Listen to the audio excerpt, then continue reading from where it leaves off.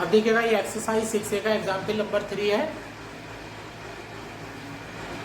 Find a linear transformation E such that r cube tends to r to the power 4।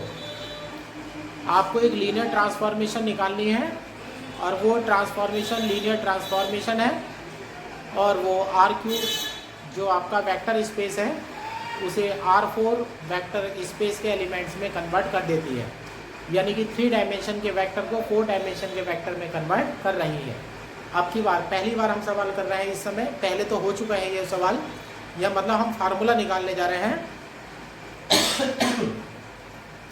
आगे कहता है whose range is spanned by vectors 1 2 0 -4 2 0 -1 -3।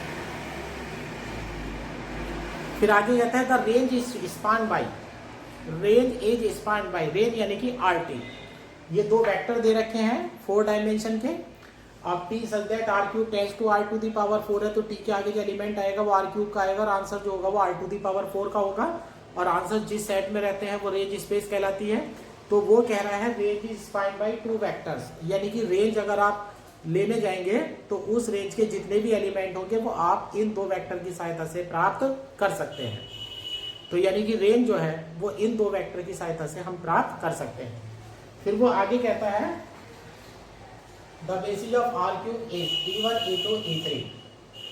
R cube का जो basis है वो small E1 small E2 small E3 है। अगर आपको बेसिस में स्मॉल E वाला लेटर दे दिया जाए तो वो यूजुअल बेसिस हो जाता है, यानी कि R क्यूब का ये बेसिस है, तो यानी कि E1 का मतलब है 1 0 0, E2 का मतलब है 0 1 0 और E3 का मतलब है 0 0 1। अब ऐसे कर लेते हैं। अब हम यहाँ पर फार्मूला निकालने जा रहे हैं। अब देखिएगा R क्यूब का बेसिस है E1 E2 E3। E1 की वैल्यू तो ये हो जाएगी E1 is equal to 1 0 0, E2 is equal to 0 1 0, E3 is equal to 0 0 1। ये हमने मान लिया है, ये E1 हो गया है, ये E2 हो गया है, ये E3 हो गया है। तो स्मॉल e अगर लिखा हुआ मिला हुआ है तो वह स्टैंडर्ड बेसिस है जो आप नॉर्मली यूज करते हैं, है ना। अब T such that R cube है, तो R क्यूब के आगे E1 मुझे रखना है, E2 रखना है, E3 रखना है। जब मैं T के आगे E1 E2 E3 रखूंगा तो मेरे 3 आंसर मिलेंगे और 3 आंसर जो है वो बिलोंग्स करेंगे रेंज स्पेस को। लेकिन रेंज स्पेस के बारे में कहा गया है कि रेंज स्पेस में स्पांड होती है 2 वेक्टर से, यानी कि इन 2 वेक्टर के लीनियर कॉम्बिनेशन से है जो रेंज स्पेस हम प्राप्त कर सकते हैं, ठीक है ना। अब यहाँ पर क्या करेंगे, अब रखने के लिए हमारे पास 3 वेक्टर आ चुके हैं, लेकिन आंसर के 3 वेक्टर नहीं है, 3 की जगह 2 वेक्टर है। तो यहाँ पर आप एक बात ध्यान रखेंगे कि अगर नल वेक्टर इंट्रोड्यूस कर देते हैं, अगर नल वेक्टर सेट में इंट्रोड्यूस कर देंगे आप, तो रेंज जो स्पानिंग प्रॉपर्टी है उस पर कोई प्रभाव नहीं पड़ेगा। तो अब ये 2 वेक्टर तो ये है और एक वेक्टर में 0 0 0 0 बढ़ा लूंगा, है ना। तो 3 वेक्टर ये मान लूंगा, E1 रखने से पहला वेक्टर आ रहा है, E2 रखने से दूसरा वेक्टर आ रहा है, E3 रखने से तीसरा वेक्टर आ रहा है। तो मेरा काम हो जाएगा ये फार्मूला ज्ञात करना कि कौन सा फार्मूला ऐसा है जिसमें 1 0 0 से ये वाला आंसर दिया है, 0 1 0 से ये वाला आंसर दिया है और 0 0 1 से तीसरा वाला आंसर नल वेक्टर मिलेगा। अब क्वेश्चन कर लेते हैं। ये है we may include null vector 0 0 0 0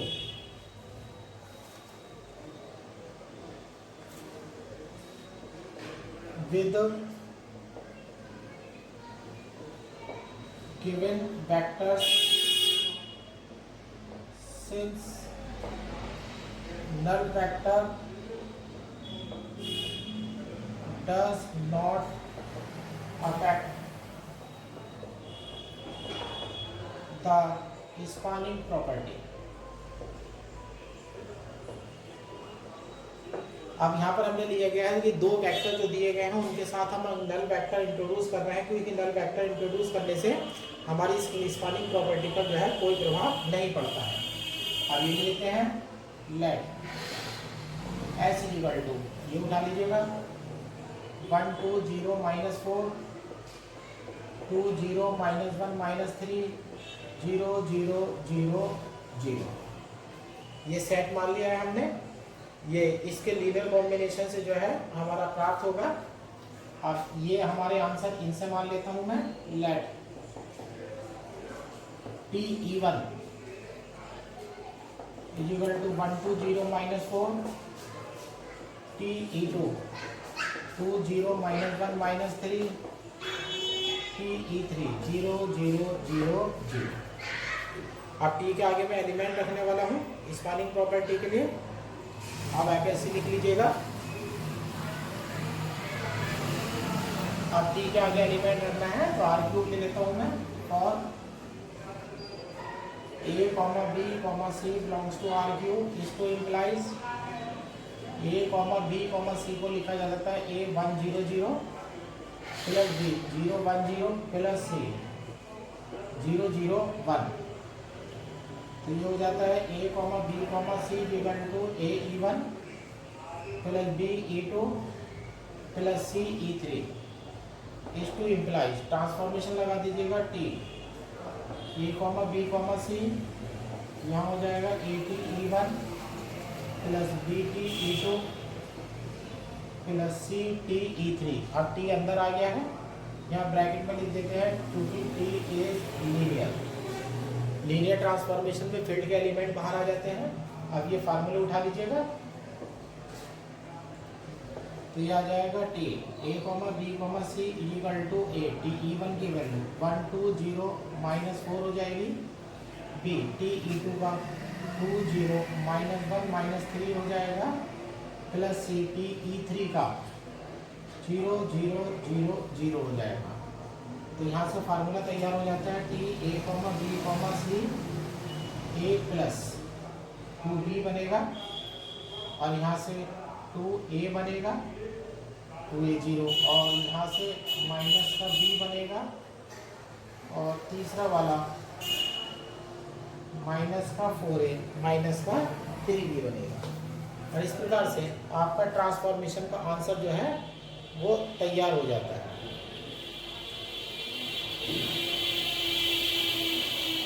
ये आपकी ट्रांसफॉर्मेशन का आंसर जो है तैयार हो चुका है। अब एक्सरसाइज 6 के क्वेश्चंस पर आते हैं। पहला क्वेश्चन नहीं करेंगे,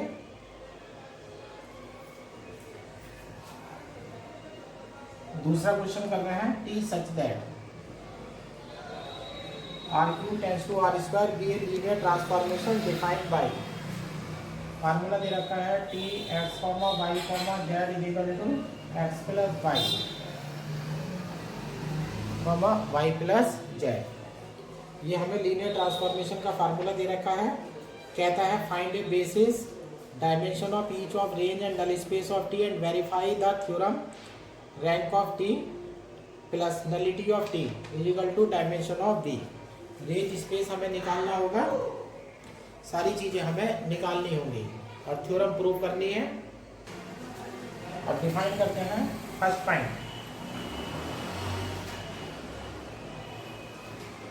फर्स्ट पॉइंट में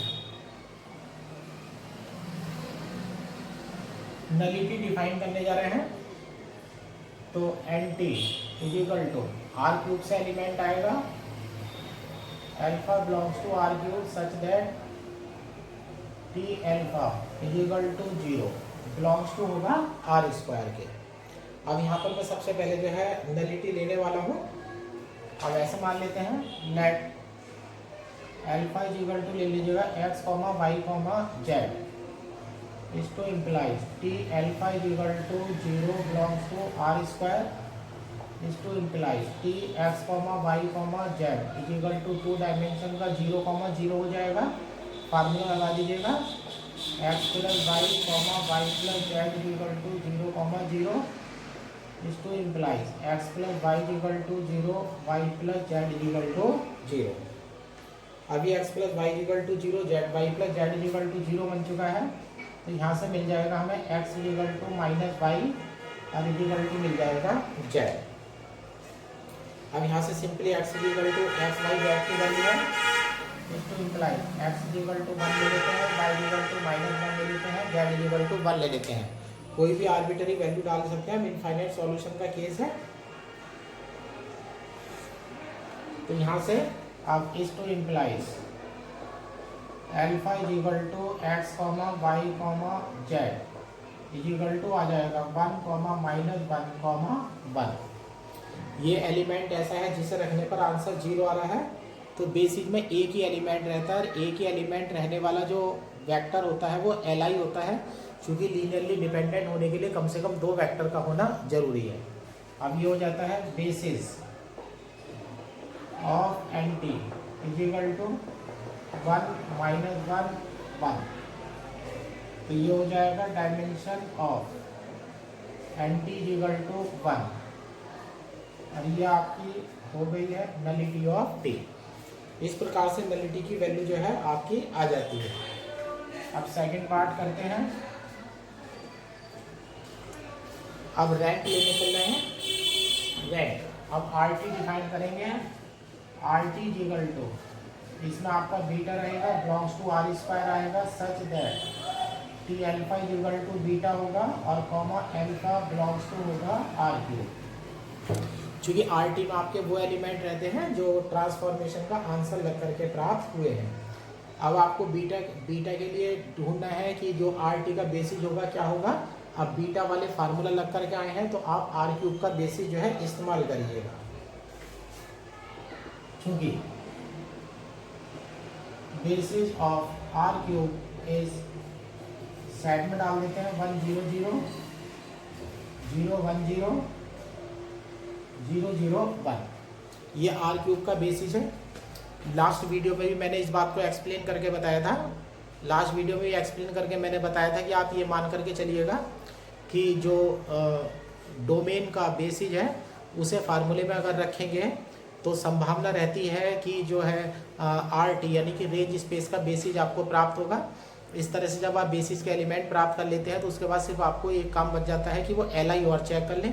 अगर वो Li हो जाते हैं रैंक वाले मेथड से करेंगे तो और जल्दी हो जाएगा, और जब वो Li हो जाएंगे तो आपको बेसिस जो है प्राप्त हो जाएगा। अब R क्यूब का बेसिस फार्मूला तैयार करने चलते हैं। आप देखिएगा T के आगे डाल दीजिएगा 1 0 0, फार्मूले पे निगाह डालिएगा। x प्लस वाई को जोड़ना है तो 1 हो जाएगा, y प्लस जेड को जोड़ना है तो 0 हो जाएगा। T के आगे 0 1 0 डाल दीजिएगा तो ये हो जाएगा 1 1। T के आगे 0 0 1 डाल दीजिएगा तो ये हो जाएगा 0 1। अब 1 0 आ चुका है, 1 1 आ चुका है और 0 1 आ चुका है। अब यहाँ से एक सेट तैयार कर लेते हैं।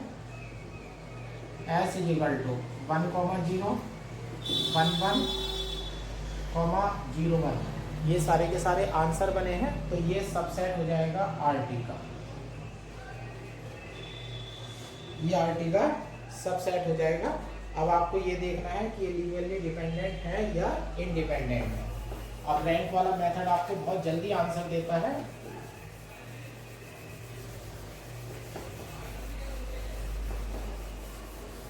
यहां से कोएफिशिएंट मैट्रिक्स बना लीजिएगा। लेट इज इक्वल टू 1 0 1 1 और 0 1। अब इसे हम इक्विवेलेंट फॉर्म में बदलते हैं। इस वाली को 0 बना देता हूं मैं। R2 change R2 minus R1 plus R3, तो ये हो जाता है A इक्विवेलेंट 1 0 0 0 0 1 इक्विवेलेंट 1 0 0 1 0 0। अब देख लीजिएगा रैंक 2 आ गई है। ये आ गई है इक्विवेलेंट फॉर्म। तो अब सेट तैयार कर लेते हैं।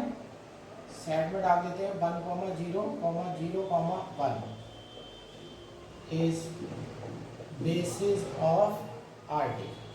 रैंक 2 आ चुकी है तो rank of T is equal to 2 और ये हो गया डायमेंशन ऑफ RT की डायमेंशन जो है वो आ चुकी है। अब चूंकि rank of T plus nullity of T, rank of T 2 आई थी, नलिटी 1 आई थी, इज इक्वल टू 3 और इज इक्वल टू ये बन जाता है dimension of R cube proof. अब इस प्रकार से जो है जो थ्योरम हमने करी थी उस थ्योरम का प्रूफ जो है वो हो जाता है। ये सेकंड क्वेश्चन था।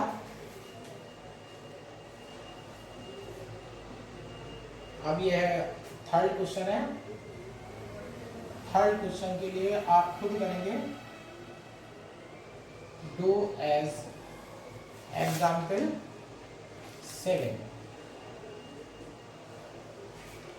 जिस तरह से आपको एग्जाम्पल नंबर 7 कराया गया था उसी तरह से आप इस क्वेश्चन को कर लीजिएगा। दो वेक्टर दे रखे हैं जो स्पानिंग, जिसके स्पानिंग से RT प्राप्त हो रहा है, लेकिन R क्यूब में जाना है तो R क्यूब में 3 वेक्टर होंगे, तो आप एक तीसरा वेक्टर 0 0 0 और बढ़ा दीजिएगा और एग्जाम्पल नंबर 7 की डुप्लीकेट कॉपी कर दीजिएगा और आपका आंसर आ जाएगा।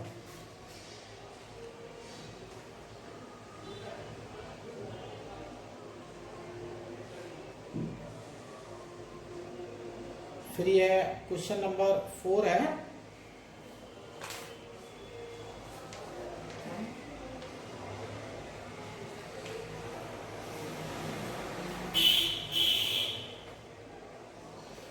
क्वेश्चन नंबर 4 में है f be the set of complex number and let t be the mapping of f cube into f cube, t such that है f cube tends to f cube defined by, और formula दे रखा है t a1, a2, a3 equal to set में है। Answer है a1 minus a2 plus 2a3 2a1 plus a2 minus a1 minus 2a2 और plus 2a3। Transformation आपको दे रखी है। देन शो दैट, प्रूव करना है कि टी लीनियर ट्रांसफॉर्मेशन है। और सेकंड पार्ट में है ABC in vector F3, what are the condition ABC so that vector be in the range of T, also find rho T, rank निकालनी है। what are the condition on ABC so that ABC be the null space, also find nu T, rank भी निकालनी है। और ये बताना है ABC पर क्या कंडीशन अप्लाई करोगे कि वो RT की कंडीशन को फॉलो कर जाएगा। और थर्ड पार्ट में नलिटी निकालनी है और ये शर्त बतानी है कि नलिटी अगर होगी तो ABC के साथ कौन सी कंडीशन अप्लाई होनी चाहिए। उसी तरह का बिल्कुल क्वेश्चन है। रैंक निकालनी है आपको, डायमेंशन निकालनी है। सबसे पहले लीनियरिटी प्रूव करते हैं। फर्स्ट पॉइंट,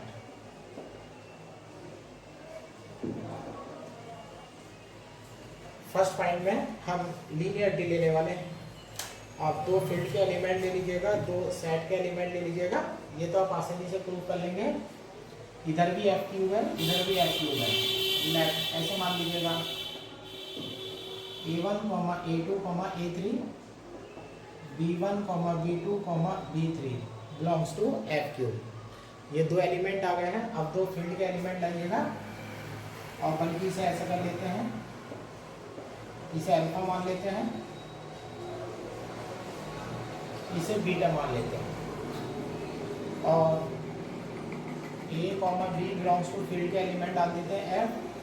अब T के आगे डालिएगा A alpha plus B beta, A alpha plus B beta डालिएगा तो T के आगे इन दोनों की मल्टीप्लाई करके जोड़ दीजिएगा A1 plus B B1 A2 plus B B2 A3 plus B B3। अब फार्मूला लगा दीजिएगा। A1 माइनस A2 है, A1 plus B B1 minus A2 minus B B2 और प्लस 2A3 है, 2A3 plus 2B B3 comma 2A1 है पहले वाले का दुगना, 2A1 प्लस 2B B1 और plus A2 plus B B2 comma तीसरा वाला एलिमेंट देख लीजिएगा, माइनस का A1 है, इस पर माइनस लग जाएगा, minus A1 minus B B1 minus का 2A2 है, माइनस 2A2 माइनस का 2B B2 और प्लस का 2A3 है, plus 2A3 plus 2B B3। अब दो वेक्टर का सम आपके पास आ चुका है।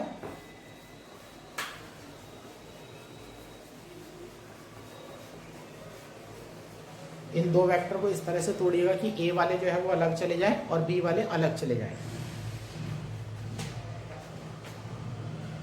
अब यहां से मैं ए वाले लिख लेता हूं, तो A1 आ जाएगा, माइनस A2 आ जाएगा, और यहाँ 2A3 आ जाएगा, प्लस, अब यहां से लिख लेता हूं comma, 2A1 plus A3 comma, अब यहां से ए वाले लिख लेता हूं, माइनस का A1 आएगा, माइनस का 2A2 आएगा, और प्लस का 2A3 आएगा। ये ए वाले हो गए हैं प्लस। अब बी वाले लिख देता हूँ, B1 minus B2 plus 2B3 comma 2B1 plus B2 comma minus B1 minus 2B2 plus 2B3। पहले वाले में से ए कॉमन ले लीजिएगा, दूसरे वाले में से बी कॉमन ले लीजिएगा। ए कॉमन आ जाएगा, A1 minus A2 plus 2A3, 2A1 plus A2 minus A1 minus 2A2 plus 2A3 plus, यहाँ से बी देखिएगा। अब ये वाली वैल्यू आपकी आ चुकी है। अब ये A1 A2 A3 हो गया है। अब ऐसे यहाँ हो जाएगा, B1 minus B2 plus 2B3, 2B1 plus B2 minus B1 minus 2B2 plus 2B3। तो ये हो गया A1, A2, A3 plus BT, B1, B2, B3। तो ये बन चुका है AT अल्फा BT बीटा। और इस तरह से पहला पार्ट प्रूव हो जाता है, T इज लीनियर। इस प्रकार से सिद्ध हो जाता है कि T जो है आपकी लीनियर ट्रांसफॉर्मेशन है। अब लीनियर ट्रांसफॉर्मेशन है, आप देख लीजिएगा। अब RT के बारे में बात करने वाले हैं। Second point, rank. तो RT इक्वल टू में आपको लिखना पड़ेगा beta belongs to F cube such that T alpha equal to beta belongs to, दोनों तरफ के सेट्स इक्वल हैं, F क्यूब हो जाएगा। अब ऐसे मान लेते हैं, चूंकि सेट में 1 0 0 0 1 0 0 0 1 is basis of F cube. ये F क्यूब का बेसिस जो है आपके पास आ चुका है। अब आपको RT के एलिमेंट लेने हैं, तो RT के एलिमेंट तो फार्मूला लगा करके आएंगे। अब T के आगे वैल्यू रखनी शुरू करिएगा, 1 0 0 फार्मूले में आइएगा, यहाँ 0 हो जाएगा, यहाँ 0 हो जाएगा, तो पहला वाला 1 हो जाएगा, यहाँ A1 में 2 से मल्टीप्लाई हो जाएगी, 2 आ जाएगा, माइनस का 1 आ जाएगा, T 0 1 0। अब A2 की जगह वैल्यू आ जाएगी, माइनस का 1 आ जाएगा, कॉमा 1 आ जाएगा, और यहाँ माइनस का 2 आ जाएगा। और T के आगे डाल दीजिएगा 0 0 1। अब A3 की जगह वैल्यू आएगी, यहाँ 2A3 है, 2 आ जाएगा, नेक्स्ट में 0 आ जाएगा, और उस नेक्स्ट में 2 आ जाएगा। अब सेट मान लेते हैं, let S equal to, answer उठा लीजिएगा, 1 2 माइनस 1 माइनस 1 1 माइनस 2 2 0 2। ये सेट है। इस सेट के जो एलिमेंट मिले हैं वो फार्मूला लगा करके मिले हैं, और जो फार्मूला लगा करके वैल्यू मिलती है वो RT से बिलोंग्स करती हैं। तो ये मेरा सबसेट हो जाएगा RT का। अब इन्हें लेकर के एक मैट्रिक्स तैयार करिएगा और रैंक की तैयारी करिएगा। Let A equal to 1 2 minus 1 minus 1 1 minus 2 2 0 2। अब इक्वेशन फॉर्म की तैयारी करिएगा। एक तो ऑपरेशन आप ये लगा दीजिएगा, R2 change R2 plus R1, और एक लगा दीजिएगा R3 change R3 minus 2R1। ये ऑपरेशन लगा दीजिएगा। तो ये हो जाएगा ए इक्विवेलेंट 1 2 माइनस 1, यहाँ 0 हो जाएगा, यहाँ 3 हो जाएगा, यहाँ माइनस का 3 हो जाएगा, यहाँ 0 हो जाएगा और यहाँ हो जाएगा माइनस का 4 और यहाँ हो जाएगा प्लस का 4। अब R2 में आप 3 से डिवाइड करने वाले हैं, इन्हें 3 से डिवाइड कर दीजिएगा जरा।